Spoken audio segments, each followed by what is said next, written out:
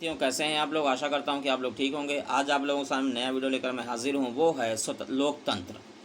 समाजवाद या पंथ निरपेक्ष की भांति लोकतंत्र का भी एक विभिन्न लोगों के लिए भिन्न भिन्न अर्थ लगाया गया। शाब्दिक रूप से यूनानी शब्द डिमोस का अर्थ है जनता और कैरोस का अर्थ है सरकार या शासन। इसके विपरीत एक व्यक्ति ने निरंकुश शासन वाली बादशाही या तानाशाही और चंद लोगों के शासन वाला कुलीन तंत्र लोकतंत्र के बुनियादी लक्षण हैं। प्रभुसत्ता लोगों में निहित हो, धर्म, जाति, संप्रदाय, रंग या स्त्री पुरुष के भेदभाव के बिना तथा आर्थिक, शैक्षणिक या व्यावसायिक पृष्ठभूमि के स्तर के भेदभाव के बिना कानून की नज़रों में सभी बराबर हों और प्रत्येक व्यक्ति को इतना सक्षम समझा जाए कि वह उस तरीके से जिसे वह उचित समझे स्वयं पर शासन कर सके और अपने निजी कार्य व्यापार का प्रबंध कर सके। लोकतंत्र में लोग स्वयं अपने स्वामी माने जाते हैं। उन्हें इस बात का हस्तांतरणीय अधिकार होता है कि वह स्वयं पर शासन करें, अपने मनचाहे तरीक़े अथवा उन लोगों द्वारा शासित हों जिन्हें वे चुनें।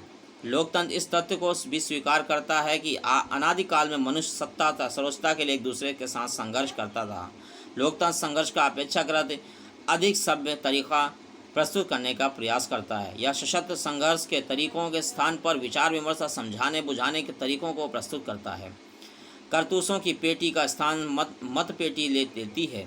हम एक साथ बैठते हैं, बातचीत करते हैं, विचार विमर्श करते हैं और अपने दृढ़ निश्चय विचारों और तर्कों के बल पर एक दूसरे को राज़ी करने और उसे जीतने की कोशिश करते हैं। प्राचीन भारतीय ग्राम गणराज्य तथा यूनानी नगर राज्यों में सभी नागरिक एक साथ इकट्ठे होकर शासन के मामलों का निर्णय करते थे। इस प्रकार लोग राज्य के मामलों का निर्णय करने में सत्ता का सीधे प्रयोग करते हैं। इस प्रकार की राज्य व्यवस्था को प्रत्यक्ष लोकतंत्र कहा जा सकता है। इस स्थिति में कहा जा सकता है कि कानूनी तथा राजनीतिक प्रभुसत्ता दोनों ही चीज़ें जो है लोगों में निहित होती हैं, किंतु राजनीतिक इकाइयों के आकार तथा उनकी आबादी में वृद्धि के साथ और अंततः आधुनिक राष्ट्र राज्यों के आगमन के साथ ही राज्यों के मामलों पर चर्चा करने तथा आसानी से निर्णय पर पहुँचने के लिए लोगों को एक स्थान पर इकट्ठा करना असंभव हो गया है। इसके अलावा विधान बनाने, राज्य का प्रशासन करने की प्रक्रिया जटिल से जटिलतर होती गई।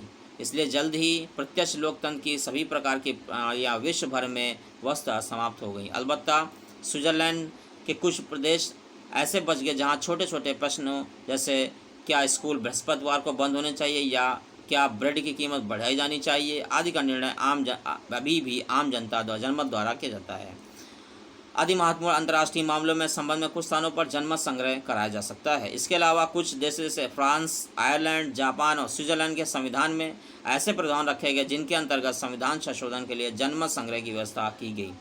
लेकिन वर्तमान समय में विभिन्न देशों में आम लोग अक्सर अपने प्रतिनिधियों का चयन करने के लिए नियतकालिक अंतराल के बाद मतदान करते हैं। इस प्रकार आधुनिक लोकतंत्र में परोक्ष प्रतिनिधित्व आवश्यक हो गया है, जिसके अंतर्गत शासन, संचालन तथा कानूनों का निर्माण लोगों के चुने हुए प्रतिनिधि करते हैं। इस प्रकार लोकतंत्रात्मक राज्य व्यवस्था हमारे संविधान की बुनियादी विशेषता बन गई है, जिसे किसी भी संवैधानिक संशोधन द्वारा बदला नहीं जा सकता है।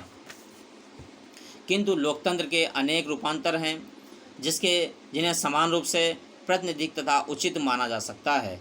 हमने प्रातिनिधिक संसदीय लोकतंत्र को अपनाया। संविधान निर्माताओं ने प्रयास किया कि भारी संख्या में देश के समस्त वयस्क लोगों को साक्षरता, संपत्ति, आय कर, स्त्री पुरुष के किसी मानदंड के बिना मतदान का अधिकार देकर पूर्ण प्रतिनिधि प्रदान किया जाए। इस तथ्य की पुष्टि सार्वजनिक वयस्क मताधिकार के प्रावधानों से होती है। 18 वर्ष उसके ऊपर के सभी वयस्क पुरुषों तथा स्त्रियों को मतदान का अधिकार प्राप्त है। अनुच्छेद 326 और कार्यपालिका विधानमंडल के लोक सदन के प्रति उत्तरदायी अनुच्छेद 75(3) तथा 164(2) है। अगर ये आपको वीडियो अच्छी लगे तो इस वीडियो को शेयर करें, लाइक करें। हमारे चैनल पर नए हो तो हमारे चैनल को सब्सक्राइब करें।